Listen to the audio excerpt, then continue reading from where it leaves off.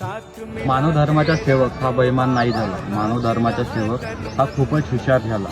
चर्चा बैठकमध्ये नाही गेला तर नाही केला तर काय होईल आता सेवक असं म्हणू लागला. सकाळच्या विनंतीमध्ये सेवक हा खरं बोलू लागला. मात्र जीवनाच्या वाटचालीत सेवक हा कुठेतरी खोटंच बोलू लागला. मोबाईलच्या स्टेटसवर सेवक हा मानव धर्माच्या प्रचार आणि प्रसार करू लागला. मात्र चर्चा बैठक आणि हवन कार्यामध्ये सेवक कधीच नाही येऊ लागला. पूर्वी सेविका चुलीवर स्वयंपाक करून चर्चा बैठकीला यायची. मात्र आता सेविका गॅसवर लवकर स्वयंपाक करून कुठेतरी व्यस्त राहू लागले. महान त्यागी बाबा जुमदेवजी दुःखी कष्टी सेवकांकरिता धावू लागले. मात्र सेवक हा स्वतःच्या स्वार्थाकरिता अहंकार आणि मोहमायामध्ये गुंतू लागला. सेवक हा नमस्कार न घेता hi, hello, good morning, good night करू लागला.